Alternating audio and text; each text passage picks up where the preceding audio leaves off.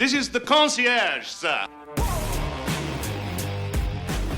Hello, everybody. Welcome back to Concierge Confidential. I'm your host, Brian Ortega, and welcome back to the show, guys. So it's been a wild week in Las Vegas. For those that haven't heard, there was a shooting in front of the Bellagio Hotel, which I'll address a little bit in the beginning. And yeah, it really does suck. It's really just one of those things that it happened, really late at night. It happened. Well, we'll have it around 10:30.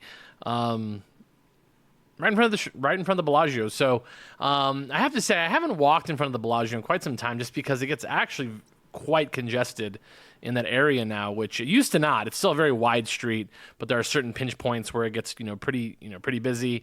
I love watching the fountains, and this is a little bit it is a little bit scary that it happened right in the center of Las Vegas Boulevard.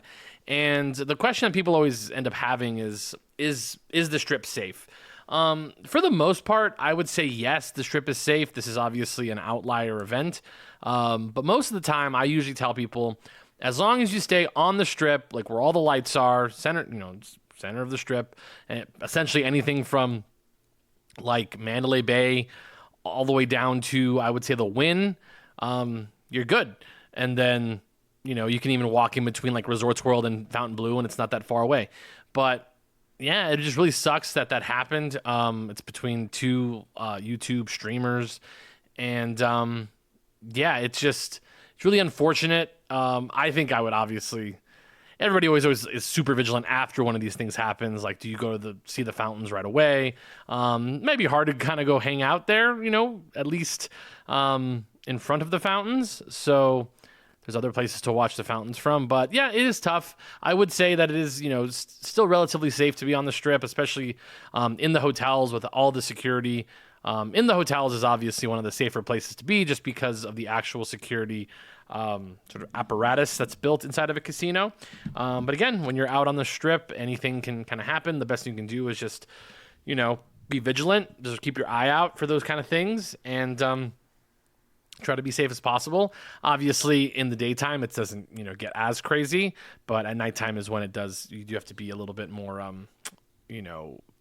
more aware of what's going on at that time. So really unfortunate situation all around, but we have a podcast to do. So I actually came into this sort of just not knowing really what we were going to do today. Maybe talk about safety on the Strip for a whole pod, but didn't think that was going to be very, very fun. So I was actually looking through a couple Instagram messages, and a really nice listener named Lisa sent me a very long message, talking about, what they're doing when they come to town, and they asked for some suggestions, which I think is going to be helpful for anybody who's coming with this sort of itinerary. They're like in their 30s and 40s, which is, a large chunk of my audience. And they're also going to be looking to do a couple activities they've already planned, some on their own, some they may have listened from the podcast. So thanks for listening and, using it. But I did see some places that we can maybe help them out at. So I'm going to go ahead and dive into Lisa's, adjusted itinerary here on Concierge Confidential. Okay, guys, let's go ahead and dive into Lisa's itinerary. So we won't go over the, if you're listening, Lisa, which you have been listening lately, so thank you so much. But if you, I'll go over a couple of things that they're going to be doing. They're going to be doing like Jason Aldean's when they come to town. They're going to be here in the summer, which I think that's actually a really fantastic thing to do. I actually went one day just to go hang. I wanted to listen to country music, sort of be in that vibe. And Jason Aldean's just top notch. It's really, really great for people watching. Like if you want a safe place, now we're having to think about this, but a safe place to people watch, have a drink, but be comfortable because you can sit down if you want. It really is Jason Aldean's. They have especially like country music. They have 2 floors. It's really fantastic. You can sit there, have a cocktail. Really, really great. The drinks, like I think they've gotten more expensive though. Like I had a Crown and Coke that was like, it's like $16, $17. and I was a little surprised. But you can get beer and stuff there. Lots of beer on tap, so it's a really great option as well, just depending on the bar you go to. But great place to meet people, but also a great place to dance if you want, listen to live music. They have food. Really, really great. So I'm glad that they're going to do that as well. They're also staying more in the center part of the Strip, so they're going to be staying in a really good location, a really underrated hotel, which I don't want to give off like their whole like itinerary because, you know, it is what it is. But a couple of the questions that she did ask that I wanted to answer for her was they're going to places that have live entertainment for dinner, and they wanted something similar. Where are there places that have live music but aren't going to be like a nightclub or a party, a pool party?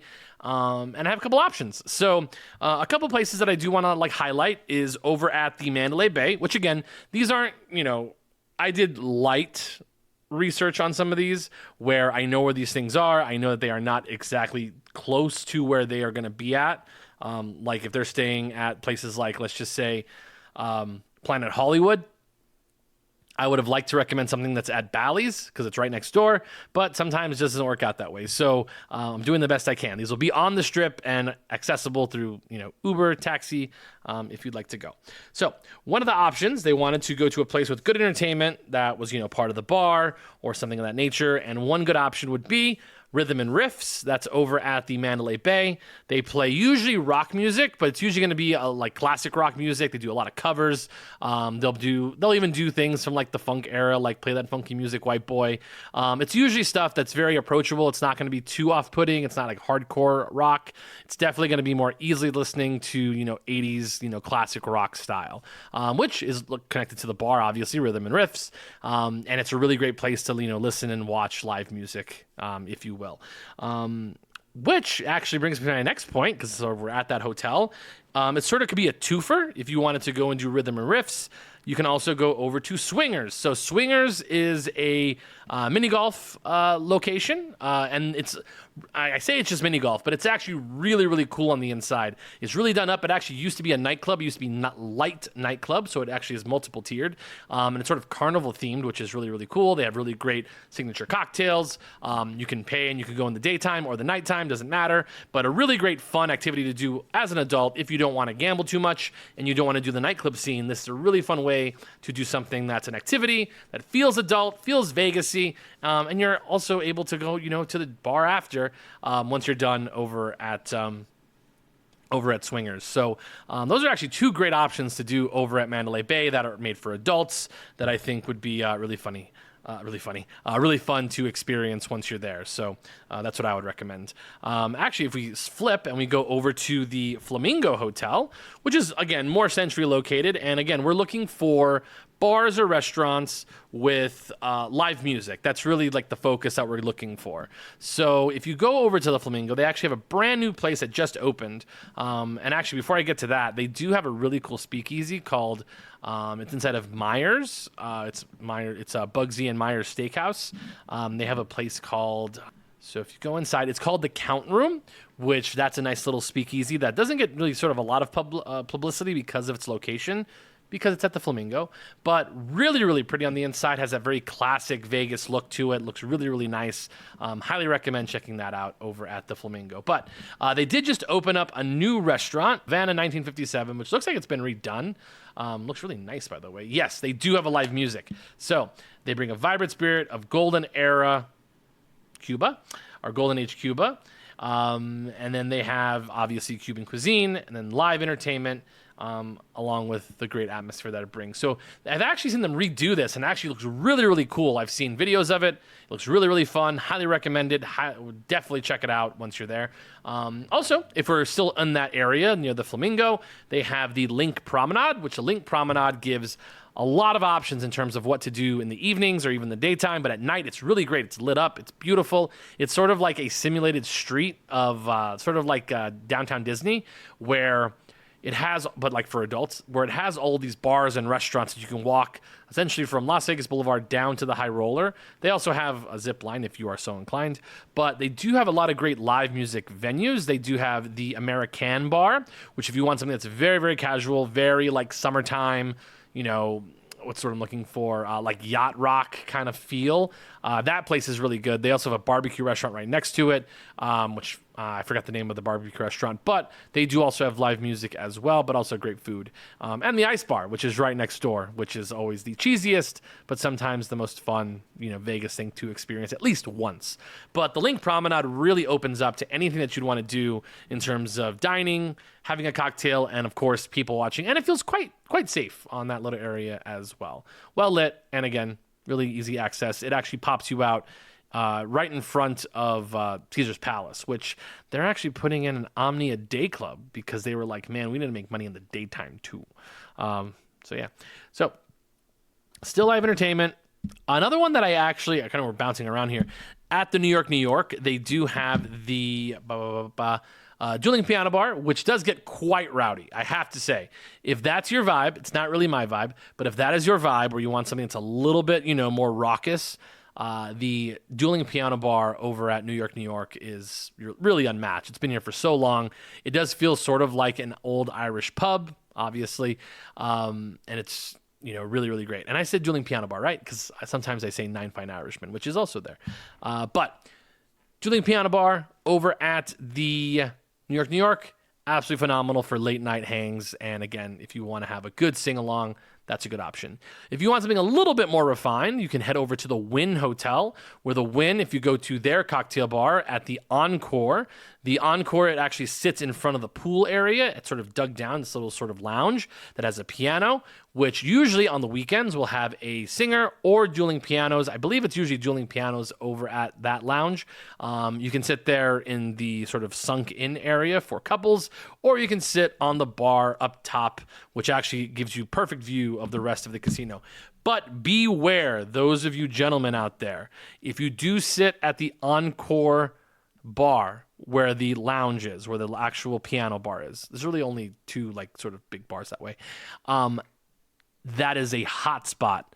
This is actually in the Wynn in general. Hot spot for ladies of the night, so prostitutes. So people say don't judge. Well, I'm not going to judge when it doesn't happen. So you do typically find a lot of ladies who work in the evenings will frequent those bars, for multiple reasons. But that is a hot spot, along with it used to be called the Carousel Up Bar, which I think is now called the Overlook Bar at the Wynn.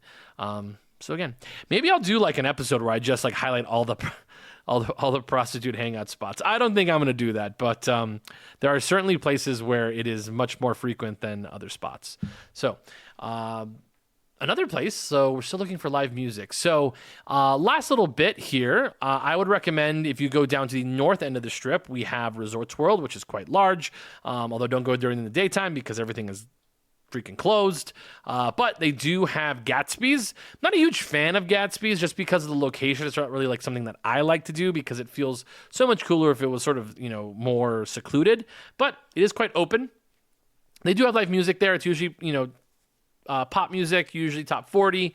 That's a really good place to go if you want very colorful drinks. They do the bathtub gin. It's a whole thing. That's available over at Gatsby's at the Resorts World. And of course, if you go over to Fontainebleau, one of my favorite hangouts, great place for lounges. It's a place where you can go to and from. Someone said this, when you go in the daytime, there's nothing to do. Yeah, if you check out my podcast on things to do in the daytime and things to do in the nighttime, it highlights the best daytime and nighttime hotels on the Strip. And I didn't include downtown, but on the Strip specifically.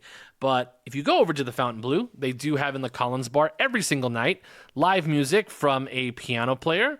He usually just plays the piano, no singing, none of that. But he is quite good. Really great if you want a high-end cocktail. They were voted, I think, number 6 on Food and Wine Magazine's best bars in America, which, those always are a little bit skewed, but they'll take it.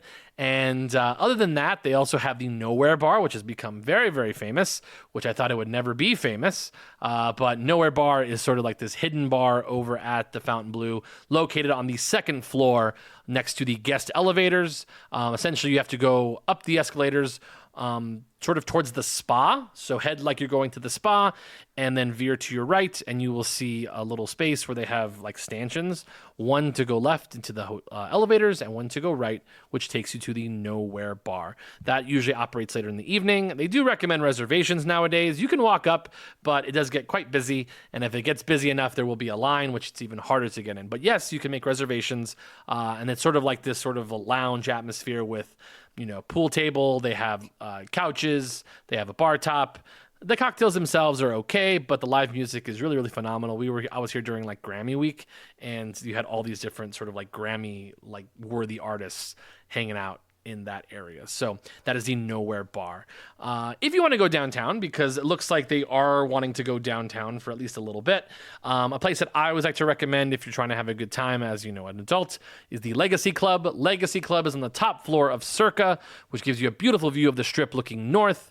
I would also recommend, if you do end up going there, if you're not dressed up for the Legacy Club, you can always check out Vegas Vicky, which delivers the same level of cocktails, which is right next to the beautiful Vegas Vicky statue or neon sign in the heart of the Circa Hotel and Casino. Also really great for gambling. Like if you are coming from Canada and you have a little bit of if you have you have all these tariffs and all these things that are going on in the exchange. Lower limits on Fremont Street. So Fremont Street, you can usually find $10 blackjack.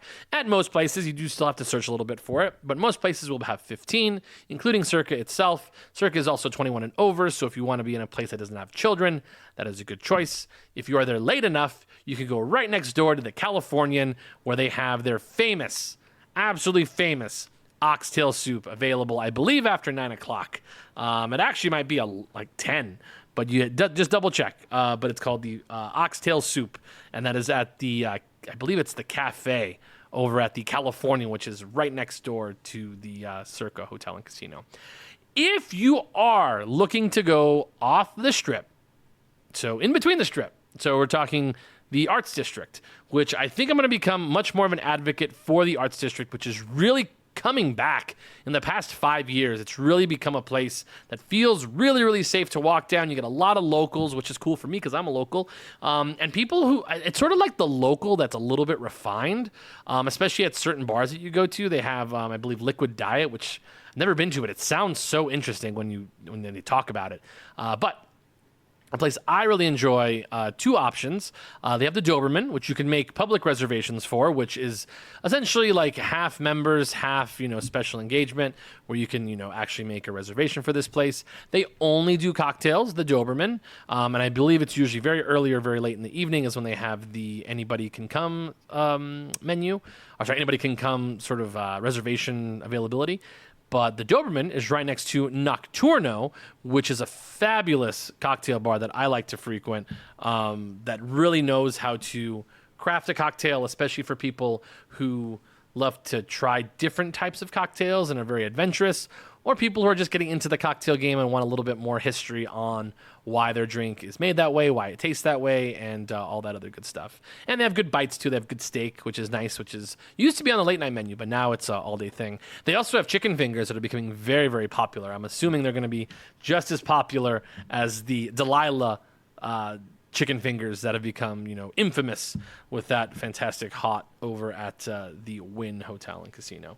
So let's see. I think I got it. I think I nailed it. Honestly, guys, I only had to pull up the Flamingo, and that was it. That was all I needed to pull up for the Havana 1957. But all these recommendations, straight off the dome. That's why you come to Concierge Confidential, baby. So anyways, check us out on all of our socials, Concierge Confidential _LV, for any of the videos that we have, any updates, that good stuff. Brian Ortega _26. Nope, just kidding. Brian _Ortega 26 for my Instagram. And again, check us out on TikTok at Keys to Vegas for our TikTok page. Man, that was a short episode. Not gonna lie, guys, short episode, but I think we hit all the things we had to hit for this week. I did go to the Sphere. I didn't talk about that. We'll fill the last couple of minutes here. So I went to the Sphere with my ma. She visited. She's cool. So we went to the Sphere, and we saw Kenny Chesney, which is really cool. And do I want to do a whole episode? Nah, we'll see what we do here. So I ended up going to the Sphere with my mom. We ended up eating over at the Venetian. We went to Delmonico's, which was nice because my mom had a couple jackpots. That was very helpful. So we ended up going to Delmonico's. And I have to say, guys, a really good way for you to cut down on your the prices on what you're spending is to share. Really, I would share a lot of the items you get. I know the waiters and waitresses listening to this are like, no, don't share. It's terrible. You're going to end up spending the same amount as if it was for two people anyways. So we ended up going to Delmonico's. We split the steak, which is, I have to say, Delmonico, great steakhouse. Super underrated. You can usually get a reservation. It's at the Venetian, so it's not at a dump or anything. It's at a fantastic hotel. And really pretty room, really big, very old school. The service was quite good. They have a really good wine selection, and it's a very approachable menu. They have pork chops on the menu. They have Chilean sea bass on the menu.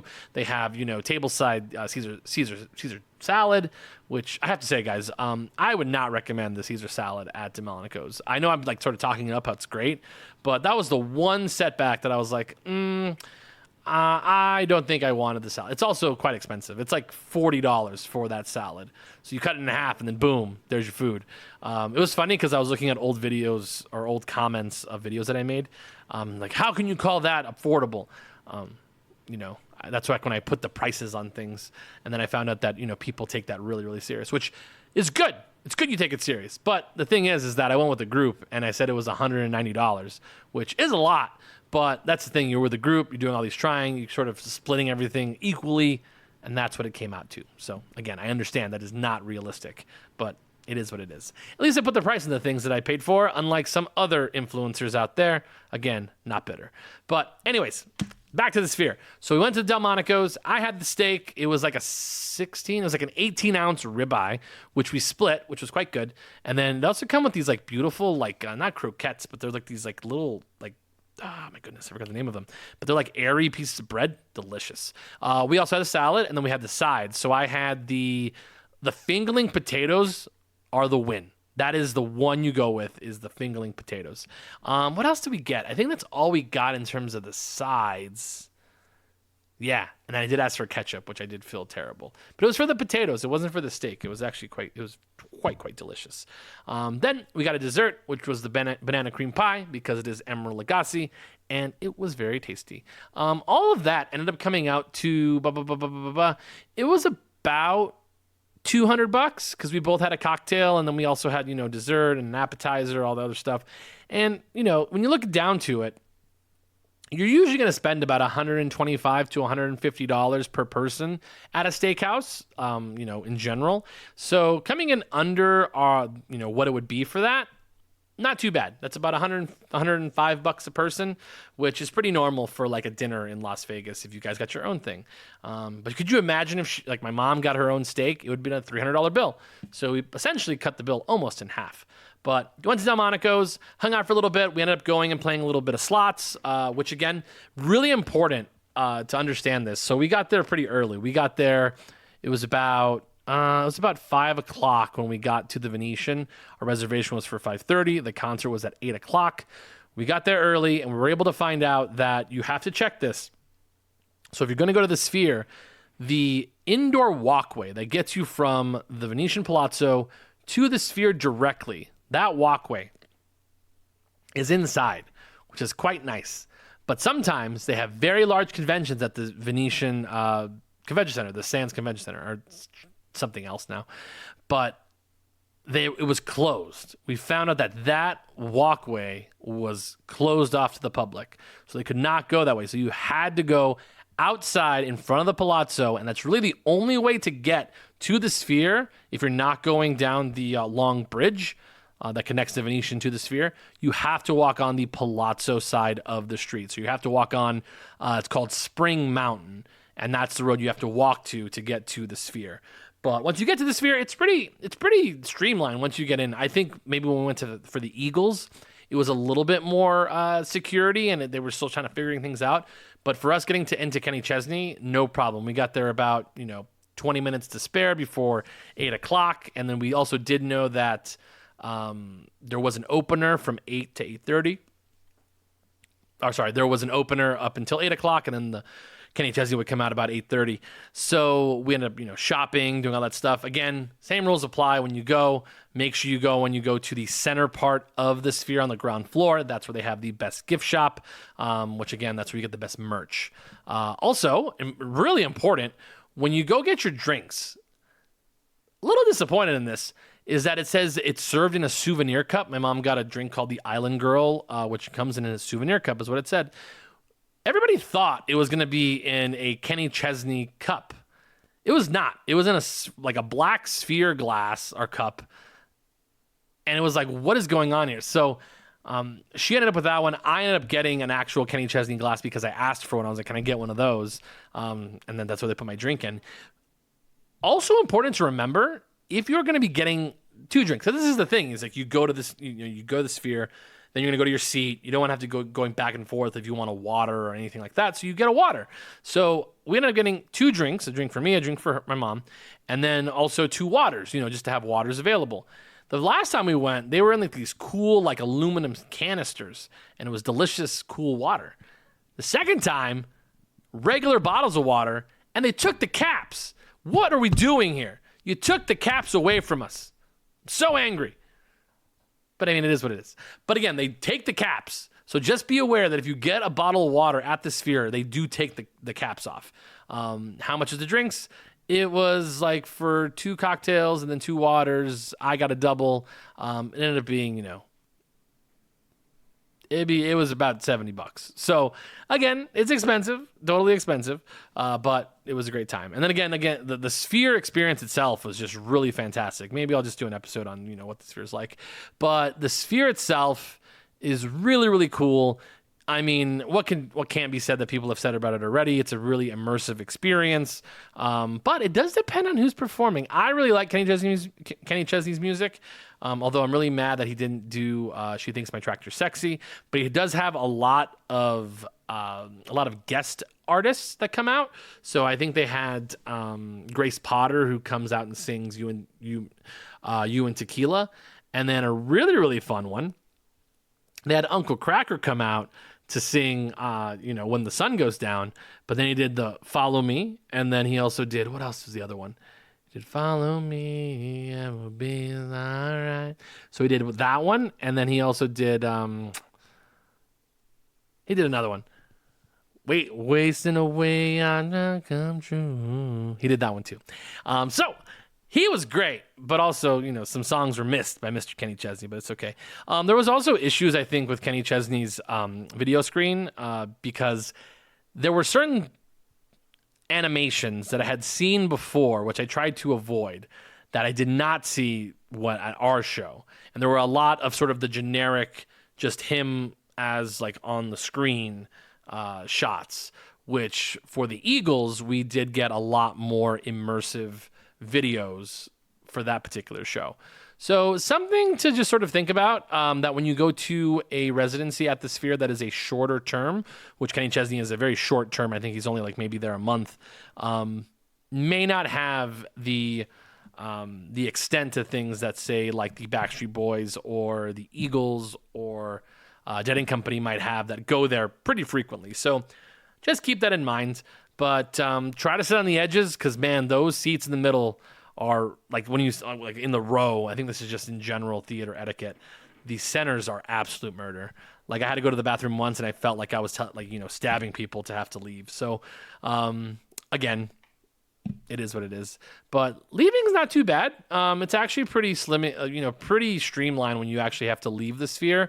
And yes, you do have to walk on the outside, regardless if it's, the tunnel is open or not open. They do like you to file out towards the street areas. So look at that. We filled the episode with some Sphere talk. It's really great. And they're going to bring the Wizard of Oz to town as of today. They announced it. So I believe in September, August, they will have the first Wizard of Oz movie showing over at the Sphere. So anyways, thank you so much for listening, everybody. Hopefully you guys have a blast. If you come to Las Vegas, if you are thinking about Las Vegas, watch a movie about Las Vegas. Ocean's 11 is my favorite. But make sure you check us out on all of our socials. Thank you again for following us. And remember, if you see me out in town, come up and say hello. But remember, keep it confidential.